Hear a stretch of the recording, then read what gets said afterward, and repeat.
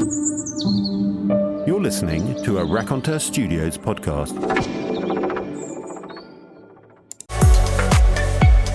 Hello and welcome back to the After Hours Skin Clinic. I'm Dr. Emma Craythorne. And I'm Dr. Ellie Rashid, and I'm back in the studio with Emma to dive into something many of us struggle with.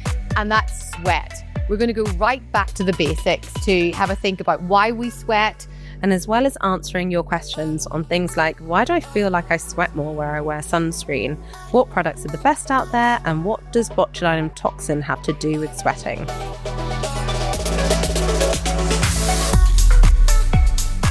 Okay, so I think we should probably cover the very basics of this, of why we sweat at all.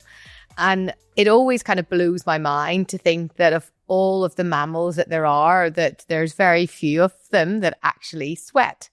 And I found it so interesting to think that actually that was probably the one function that our skin gave us that made us almost become the king of the jungle. You know, we were the ultimate hunters. Humans were able to sweat and therefore control their temperature regulation. Obviously, our clever brain has helped us with that. But in the true way of being able to actually get ourselves food, it was being able to sweat that made that happen. I find sweat so interesting because it's such a physiological part of us. But people that sweat excessively, and excessive sweating is so relative to the person, but people that sweat excessively, it can be completely psychologically damaging and really affects people's mental health. I used to sweat excessively from under my arms. And when I first qualified as a doctor, first of all, the NHS is basically a sauna. It is so hot on the wards. And I would go and see patients on the wards and I'd always have these wet patches under my arms. And I was so self-conscious of it. And the more self-conscious I was of it, the more I would sweat. And then I would find like the toilets in the hospital that had a hand dryer rather than sort of like tissues or whatever. And then I'd try and find a disabled toilet. So it's just the hand dryer sink and everything was all within the bathroom. Take my top off, stick it under the hand dryer, dry out the patches, and then put my top back on. Go back onto the wards and sweat some more. Really? It was really, really bad. It really affected me. And I mean, I was quite nervous because it was my first, foray into the wards as a junior doctor. But then the more nervous I was getting about the fact, the worse it got. And then I thought, oh, patients are going to think that I'm really anxious, which made me very anxious, that I thought that they made me sweat more.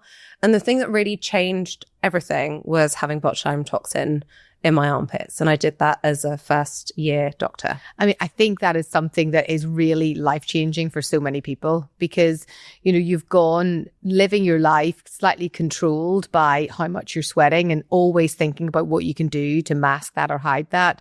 And having botulinum toxin and then, a week later, whenever it's all kicked in, it's like, what? This is amazing. I tried all the other stuff. So I tried like dry claw. So this is that strong percentage aluminium salt. It looks like a deodorant. It's a little roll on.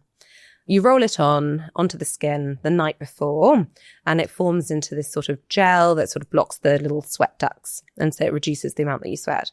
But it caused a lot of irritation. And so then I would get really itchy because my skin was all inflamed, itchy, and you can develop like an eczema type of reaction.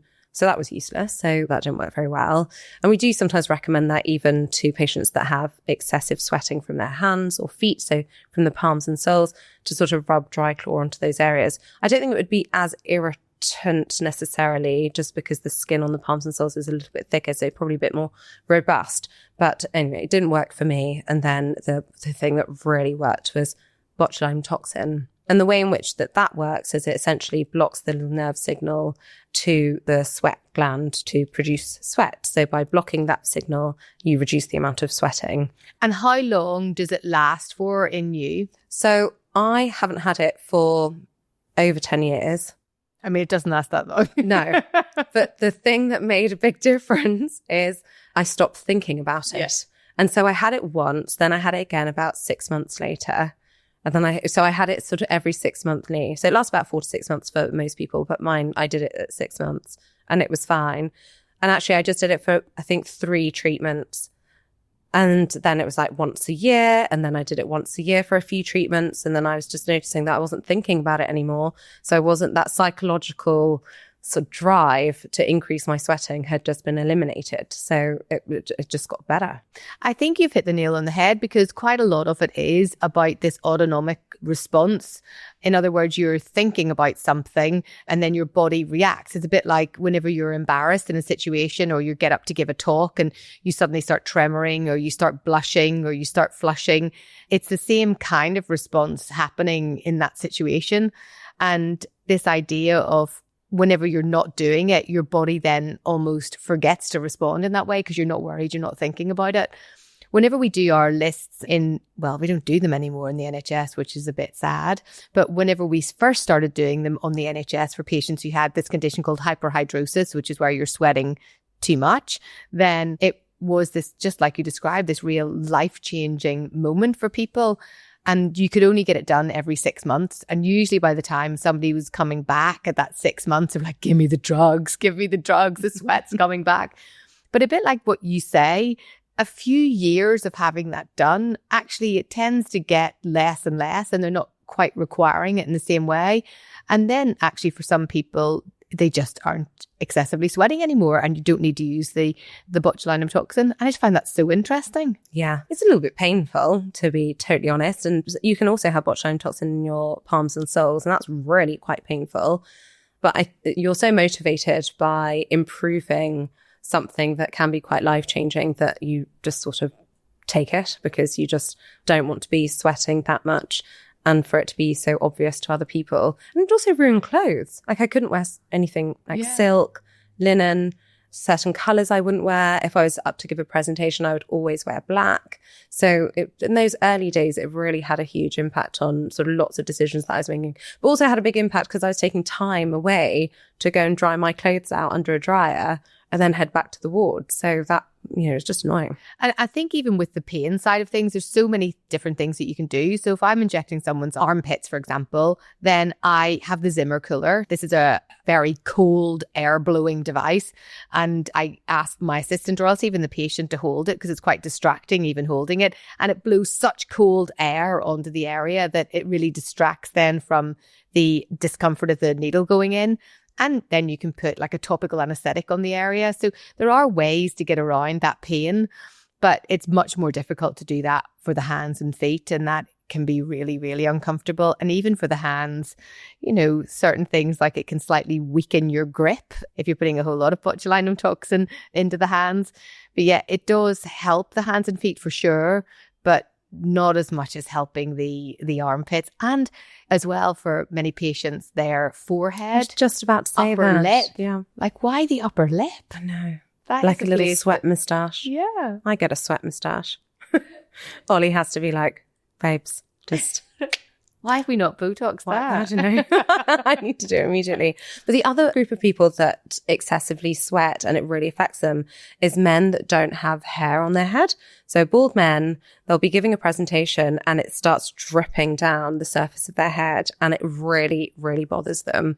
And, they're confident and successful and they want to give a presentation. They just feel they look nervous and not as confident as they are. And that has a big impact on them. So they can have Botox to their scalp as well. Another ingredient that can be really helpful is glycopyrronium. So you can have that ingredient, which is an anticholinergic, so reduces sweating. And you have that in a cream called Ceto Macrogol cream. And that's on prescription. So that's something that we can prescribe for our patients and can be applied to any sort of area. So you can apply it to your, back if you've got a particularly sweaty back, or any area that you want to use in. There used to be a form of wipes that are a bit like kind of baby wipes, and they would come in a packet and they were called secure wipes. So I used to get them for my patients. They would come from Canada and used to just be able to buy it kind of online and it would come from Canada. But essentially it is the glycopyrrolate, but on wipes. So it was really easy just to pull one of them out and then you could give your armpits a wipe or, your forehead a wipe. They were pretty amazing. And it's just a shame that they don't have them in that format because the actual cream is a wee bit annoying to use, whereas the wipes were just divine. But nothing beats the botulinum toxin. And actually the glycopyrronium is pretty expensive, making that up in the pharmacy compared to a vial of botulinum toxin. I know where I'd be putting my money. The other technique that we use to try and improve people's sweating is iontophoresis. So iontophoresis is where it's like a little tray and you fill it up with water. And within that tray, you have like a little electric current of energy that goes through it. And you place your hands and your feet. So basically, you're placing your hands in an electric current in a water bath. Basically. The things you're told not to do. All very carefully controlled in clinic. And your sweating stops. And it really helps to reduce sweating. And before we used to do iontophoresis for people and they would just keep coming back to have it done. So you have like an induction treatment where you're having a few treatments over a few weeks and then you have it every sort of month or so, depending on how much you're sweating. And we used to see patients in clinic that had been having iontophoresis for decades. And then the way that it runs in the NHS now is you can have a trial of treatment with iontophoresis. And then if it's working well for you, you can buy the machine and then continue that treatment at home. So that can be a really good treatment if you've got excessive sweating from the hands and feet, which you sort of think, well, who cares if you're sweating that much from your hands and feet? But actually, really important. So I've got school children that can't hold their pens. It's getting slippy, so they can't touch, the iPad or their iPhone because of the sweat that's coming off their fingers. I've had people that are driving and they can't hold the steering wheel properly. So it can have a big impact on day-to-day activities that you don't even think about if you don't suffer with hyperhidrosis. The case that is most vivid in my mind, whenever I was only a registrar, so this is back in the mid-2000s, and this young man came in, he was next on my list, and I kind of was looking at him from the clinic room, and he was bent over his chair, and he had a bucket under his chair, and his hands were over the bucket because he was just dripping sweat into the bucket from his hands. And he used to have to carry this bucket everywhere with him because wherever he went, he was always just dripping sweat. It was unbelievable. I'd never seen anybody as bad as that. And he had botulinum toxin, which was, at the time, not too many people were putting it into hands, and it was pretty uncomfortable for him, but that was completely life-changing. And also, I've had a case where a woman who had loads of sweating from her groin. Yes. And so sitting in a taxi or sitting at anyone's house, depending on what sofa they've got or what chair they've got, literally get up and there'd be a complete wet patch on the sofa. I think that's much more common than we think. Yeah, they'd be so affected by it. So then they'd take around a towel or something that they would then sit on just to try and absorb the sweat that comes off so they're not causing a wet patch on people's sofas. And then you're more prone to yeast infections, and then that ends up having a smell associated with it. So then people get really paranoid about the smell as well as the amount of sweat. I think it's much more common than we think in the groin area.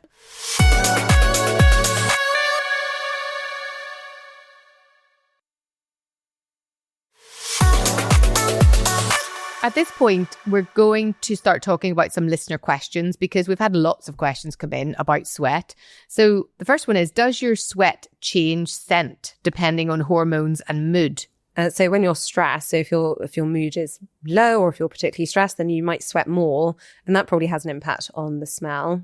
I mean, I would imagine your sweat and the apocrine glands would change depending on what your hormonal status is. It must do. It does. Because, you smell a different way whenever you are at different points of your cycle as a woman, depending on, how much somebody is going to find you attractive in order to reproduce.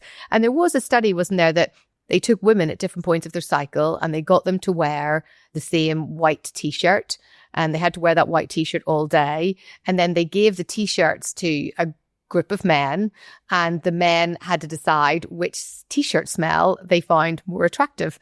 So that factored in individual kind of pheromones for that person.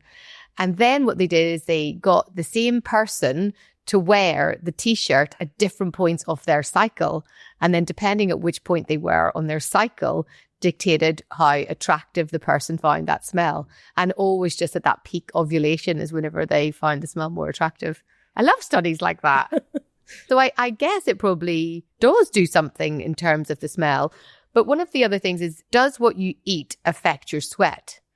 And the answer to that is going to be yes. Yes. Because there's certain drugs that we give people and they can make you pee orange, but also you can sweat an orange color.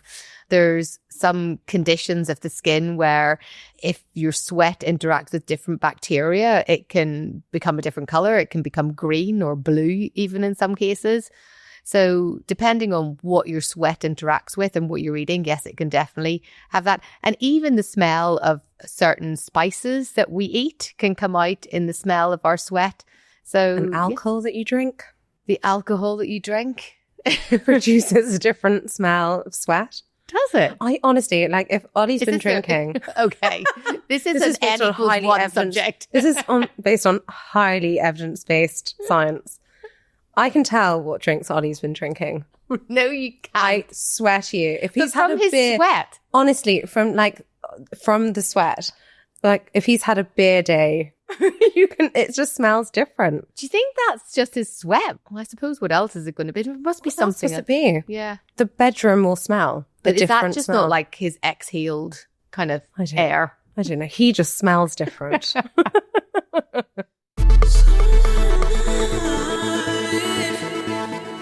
So, can you be allergic to your own sweat?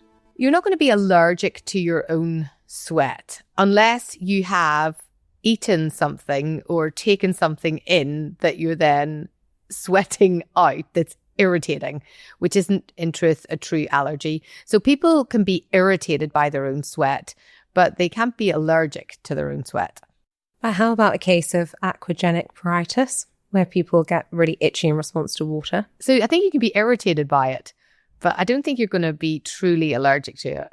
That's No. like saying, I'm allergic to the sun, but actually you're not actually allergic to the sun. You're just irritated by it. Yeah, exactly. So I think no. No. True allergy, no. Lots of people don't like to put on sun creams because they say that it makes them sweat more.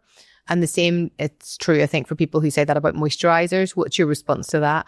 So it depends on the formulation, but if it's got lots of occlusive agents, then it can be a little clogging. And so you can have a response of sweating more when you apply those onto the skin. So like a really rich night cream, for example, if you apply that onto your skin, sometimes it can make you just sweat a little bit more as a response to that clogging up. Yeah, what she said.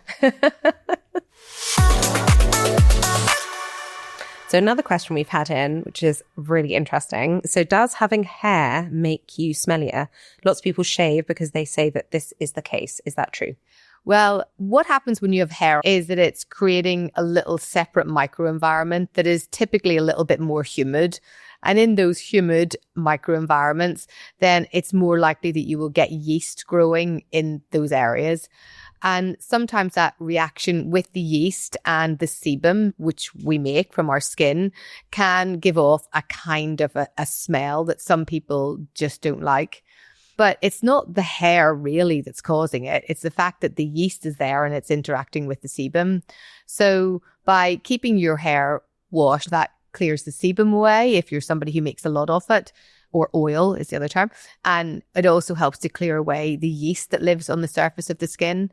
I think about genital hair though. So I think in the summer months, most people will trim their genital hair or wax or whatever. And I think that can be helpful because you're sweating more in your groin. And so you've got lots of bugs in that humid environment that's sort of exactly as you say, that's sort of enclosed by the hair that's there. And so that will create a smell because there's more yeast and bugs and bacteria. And so that whole interaction leads to that smell, that sort of musty smell. And so by waxing or shaving or trimming, keeping those hairs short, you have less of a sort of enclosed, humid space.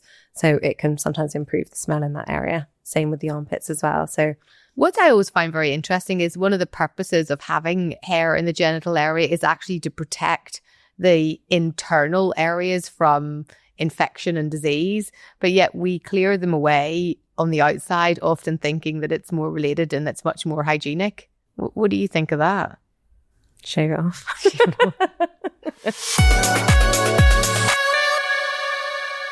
One of the questions that came in is, if you shower too much, do you sweat more?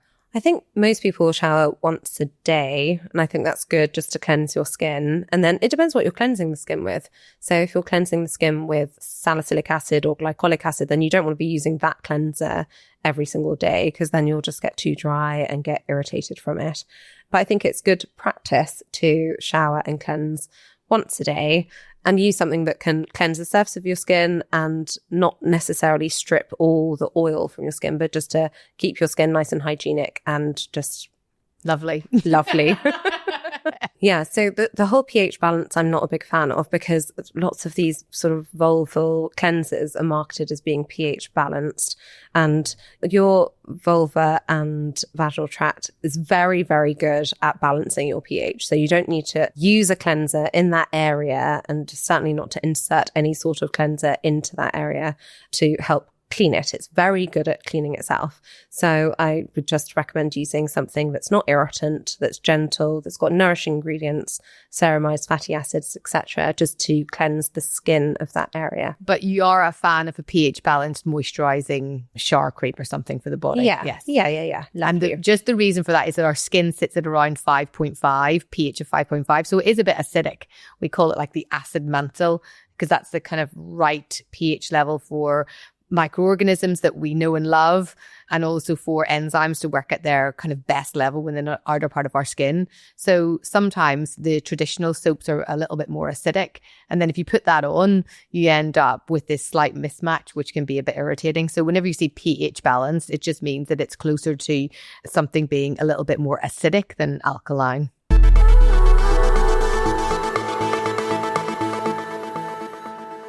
One of the questions is about somebody who has to wear kind of working boots all day and their feet get a bit hot and sweaty. And I suppose that happens to athletes as well.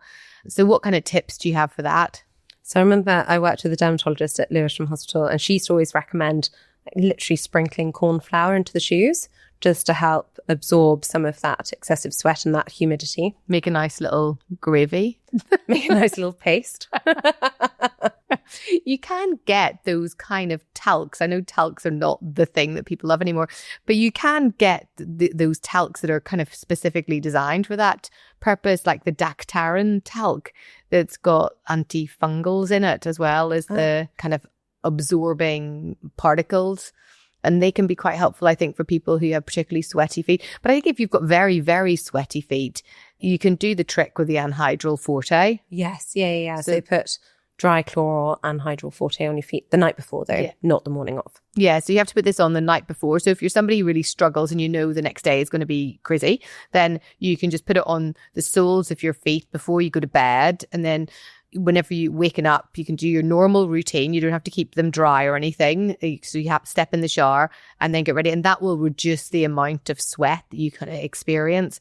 And then using your cornstarch or your Dactarin talc, I think would be really quite helpful. I think Scholl do a product as well that you can put into shoes to reduce the amount of sweat, like a little, it's basically like an insole. Oh, so it absorbs the sweat. Yeah. Yes, I suppose that's a good idea. So it absorbs the sweat. Yeah. And then what do you have to do? Wash it? It's like... Yeah, I think you can just take it out and put it in the washing machine. Yeah, very good. Okay, deodorant recommendations. Because we all know some products aren't very effective and some of the stronger formulations can cause rashes or dermatitis. Ellie, what are your favorites? Can I tell you what one of my favorites is? Go for it. So I really like a Mitchum deodorant. I'm a Mitchum girl too. But can I tell you a fun fact about Mitchum deodorant? Tell me. You cannot carry it in your hand luggage through the airport in your bag, because you will always get stopped. So when you put it through the scanner, it gets highlighted up and it gets up. You can take it with you, but it will slow you down if you're in a rush and you have the Mitchum deodorant in your bag. It's happened to me 3 times. And on the 3rd time, I said, why does my bag keep getting stopped? And they said, oh, it's this deodorant. It gets stopped for everybody. And it must be something to do whatever way the aluminium is within it. But yeah, there you go. So we should probably more accurately call Mitchum's an antiperspirant. So deodorants tend to be just sort of odor neutralizers or maskers. I can't believe you're coming back to that story with a fact. That's a bloody good fact. It's gone sciencey on me. And Mitchum's is an antiperspirant. That wasn't the response I was after here. That was like a heartfelt story telling you something. And then I come back to it. Actually, sorry. Carry on with your fact. Yeah. So it's an antiperspirant. And antiperspirants tend to contain aluminium salts that tend to produce this gel formula that blocks the sweat glands that reduces the amount of sweating. So yeah, Mitchum's, I'm a big fan of the Mitchum's as well. But should we talk about the environmentally friendly deodorants? Things like Fussy and Wild. Why are they environmentally friendly other than the sustainable packaging? Well, it's exactly that. So you're just for the packaging. It's not yeah. the actual deodorant. No. So yeah, because it comes in like a little case and you keep the case and then you just get the little cartridge basically that's got the product in it. So it's more environmentally friendly because you're not buying a new plastic deodorant or antiperspirant. And they look really cute. I love them. Yeah. So Ollie uses the Fussy ones. And lots of my patients are now using the Wild formulation. The only thing I'd say about it though, as the person that does the laundry, is it's got quite a creamy consistency to it. And sometimes that transfers onto the t-shirt. And so that's I mean, I like the Mitchum's No White Marks. That for me is the winner. Really does improve like how much you sweat. It's a really good thing. Whereas the Fussy is, I mean, I like it, but it's just not as it wouldn't good. Be good enough for me. I'm not using it in the summer. No. And I don't want you to use it in the summer either.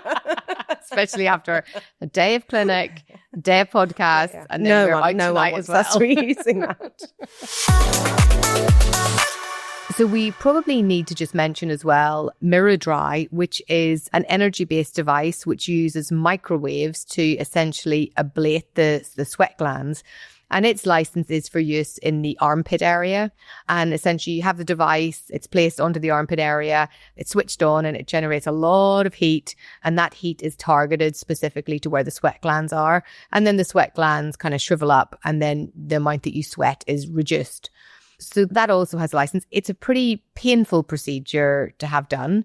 But I think whenever patients have it done, they do notice a good improvement with it. But there are a few side effects associated with it, including some people have had scarring with it, a lot of pain you can get with it, and some banding can occur. But I think it's a very good and a generally safe procedure to have. I guess one of the issues with anything like that is the compensatory sweating that you might get elsewhere. So I've had a patient that had the nerve surgery to essentially affect the nerves, something called a sympathectomy, to address sweating that they had in the armpits and on the upper parts of the body, and then had compensatory sweating in the groin, but that was completely ruining his life. So, and you can't reverse that. Once you've done the Mirror Dry or you've had a sympathectomy, you can't reverse that. It doesn't sort of wear off in the same way that botulinum toxin would wear off. So just to consider the compensatory sweating that you might get elsewhere. So I think my top summer tip, if I had a friend who was really struggling with their sweating, whether that's in their armpits or their upper lip or their forehead, wherever that might be, and it's really impacting their quality of life, my number one go-to would be botulinum toxin. Yeah, same. I mean, it's the most effective. One of the things about sweating is it's still a relatively taboo subject. And that's why I quite liked how whenever we started the conversation that you kind of shared your sweat journey, because it isn't something that people talk about. And I don't think in all of our years of friendship that I actually even knew that story. Yeah, so people don't want to admit that they're sweaty. And also when you are sweaty, people look quite unhelpful. So I remember when I had like sweat patches, people would be like, oh, have you tried an antiperspirant? Yeah. Thanks. It crossed my mind. So I think people just don't talk about it and you're always trying to mask it. So there's a lot of embarrassment associated with it. So I think it's good for people to open up about it and also say what they've had done about it. It's a physiological thing that happens to our skin and to us. And if it's excessive and it's affecting your quality of life or having some functional impairment, then it can be addressed. See a dermatologist and have it addressed. And you can have it addressed through the NHS as well. It's a common consultation that I'll see in my general clinic. And that's a wrap for today's episode. As always, thanks for joining us. We hope you now feel highly educated on the subject of sweat. And if you've enjoyed this episode, leave a comment. Do follow us if you haven't already and get in touch with your questions. The details are all in the show notes. Okay, bye for now. Take care of yourself and your skin. And don't forget your SPF. And see you next time on the After Hours Skin Clinic.